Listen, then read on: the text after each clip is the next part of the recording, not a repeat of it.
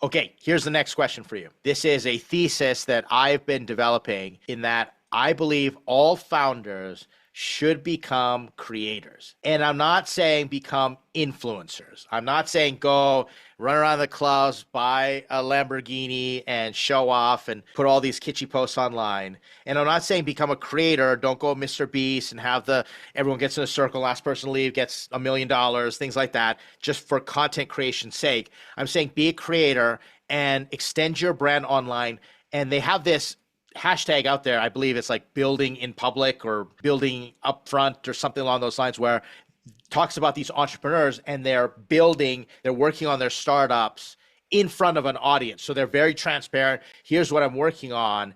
And I think that's the future, that we want to know who the founders are. We want to know people who are developing products. I buy products from people. And even though they're great product, if I know who they are and I know some of their story, it just endears me to them, makes me more loyal to their brand.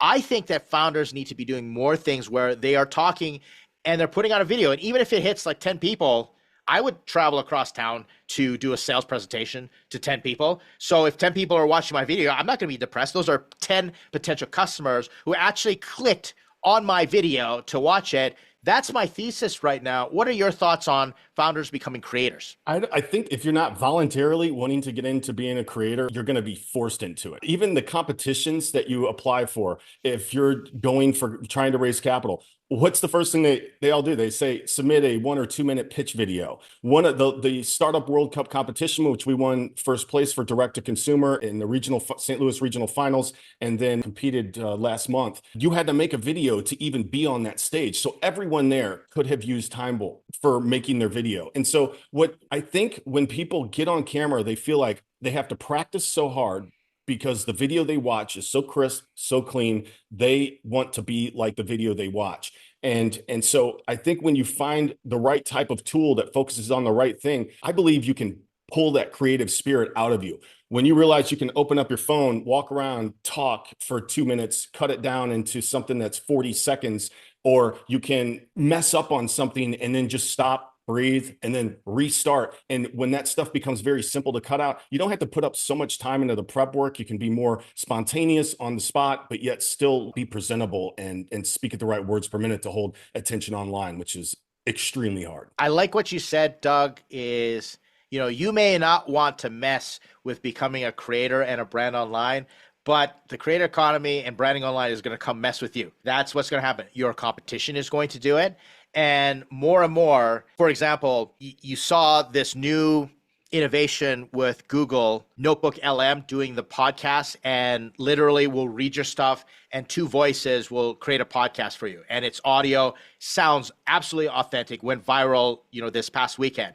So then what's the next thing to compete with that? Well, guess what it's going to be? It's going to be video podcasts. So you're not going to accept that until AI becomes so good that it can scan you and just create a video of you, which we're so far away from that. The only way to compete now in podcasting is to have some sort of video to it, right? And people might not watch the video, but they want to know that it exists, and maybe they'll see some clips, some advertising, they'll see a little tidbit of it on YouTube or TikTok some more, and then they'll subscribe to the podcast.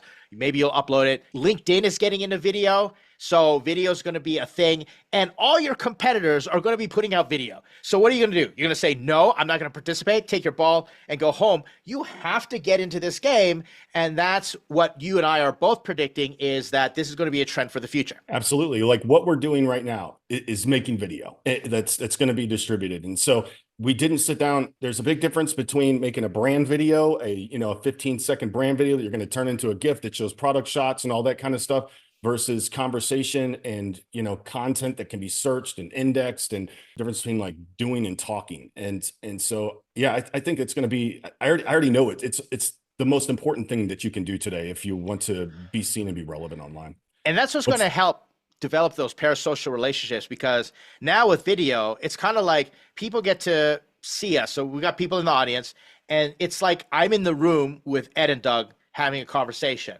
Or as I'm sitting across from you, it's like I can feel like I'm sitting in your room together and we're having a conversation, versus a teleconference. And I know there's such thing as Zoom fatigue, and I get it, mostly because I think those meetings are extremely boring and pointless altogether. But to be able to recreate those types of relationships that we normally wouldn't have unless I was living in St. Louis or you were in Canada, I think that video is going to be one of the differentiators, or it's going to be sort of the thing that evens the playing field for founders to say, I'm not a Kim Kardashian. I can't hire Kim Kardashian. I can't build a brand like that, but I can be authentic and talk on a video and allow someone to experience me in this format. That's what I'm thinking. Yes. Do you do something interesting or are you saying something interesting? Right. I've always kind of worked with that distinction, but actually with Time Hold, like I've got a dog that I strap my GoPro Hero 4.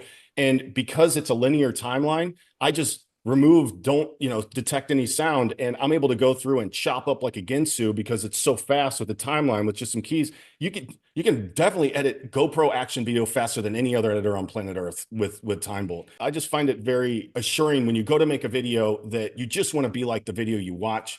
And there's so much pressure. Like I said, if you don't know where to begin, start with how long is it? That's the first thing we look at after somebody sends us a video. How long is it? It's the x-axis. And if you can control that, you control the timing, you can make things better than real life. I guarantee you, after you cut this video down, if you were to put this entire segment on here, you're going to be able to cut 15 minutes out of a very dynamic conversation just because it's live. Right? You have this expectation to respond, but online you don't. It's just you staring at a computer screen. So you got to keep it fast.